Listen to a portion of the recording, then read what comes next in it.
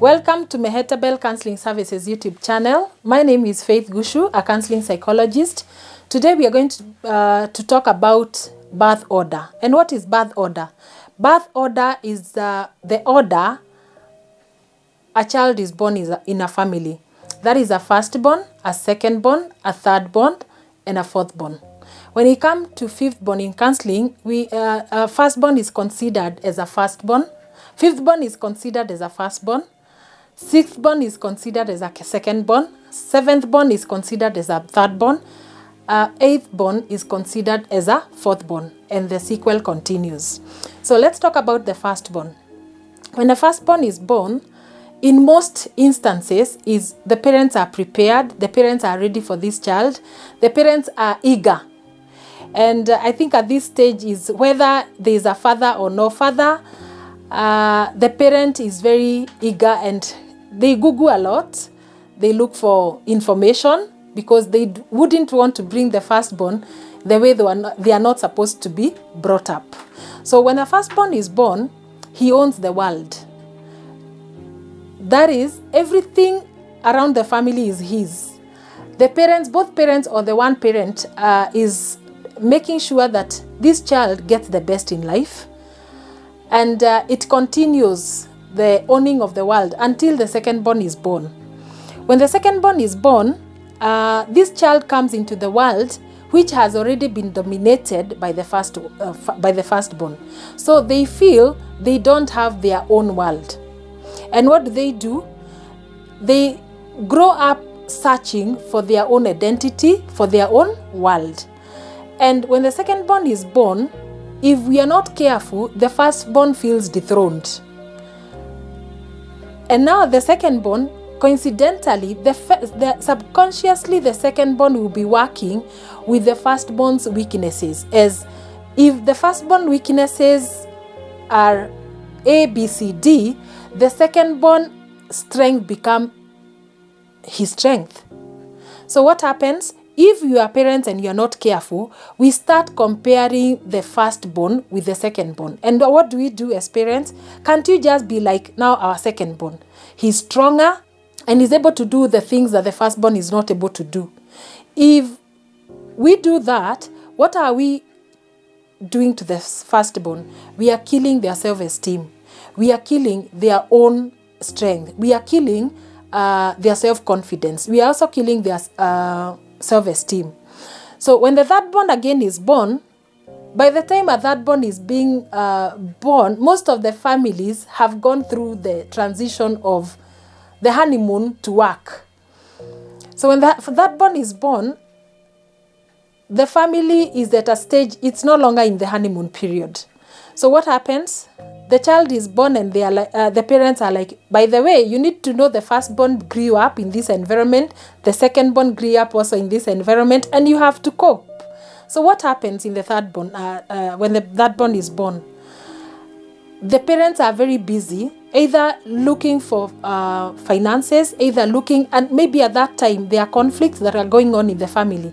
So we have the tendency of giving the thirdborn the clothes that were being worn by the firstborn or the secondborn, and maybe what remains new for the thirdborn are the Sunday school dresses. So when this child is born, the thirdborn, they grow up knowing that they don't need to antagonize the family with their issues because they found these ones going on. So this child is when this child grow up knowing I am not heard, I am not listened to, I do not matter. There are other things that come before me and I have to let my family live. So what happens? If they have issues and there is no environment where they are able to communicate, they grow up not speaking.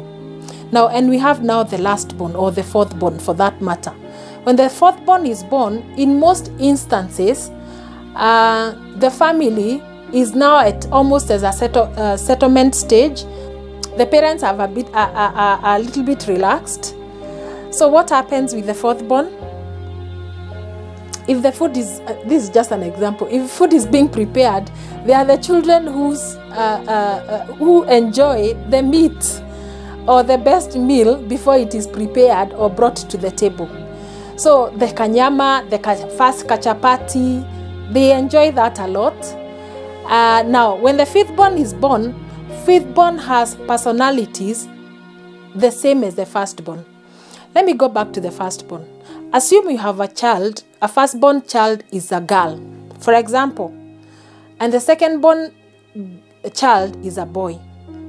So if the boy is born, and we start comparing the boy and to the girl, this girl lose their self-confidence and lose their self-esteem because no one understands and no one knows their differences and no one understands their strength. So they live a life trying to conform to the parents' needs and wants. They would want you to be stronger like the second-born. They would want you to be brighter, confident like the second-born. But that has been killed by their verbal communication. So when you live compared to, you do not at any point have your authentic being. Why? Because anytime you are working, anytime you are doing your stuff, you're always thinking, I can never be able to do things like our second-born. I can never be able to do things like our first-born. I can never be able to do things like our third-born. So what happens? We kill the first-born, who was our happiness at the first place, and we start embracing the second-born strength and killing the first-born strength because we are always comparing them and telling them what they ought to be or to have been. That what do we concentrate on then? We concentrate more on their weaknesses and than their strength. Word of caution. It is important when you have a family, when you have children, every child is unique. Every child is blessed differently. And it is important as parents to look at our children's strength and not focus so much on our weaknesses. Even us, we have weaknesses. And sometimes we bring our children up the way we were brought up. Let me explain this. You could have been brought up by a dictator, which I'll talk about in the next episode. When you're brought up by a dictator and you hate the way you were brought up, when you get your children, you somehow later realize you brought them up just like the way you were brought up, hence killing their own strength and pushing your own agenda into their lives. So that is all for today. Kindly subscribe, comment, and share. Thank you so much for watching.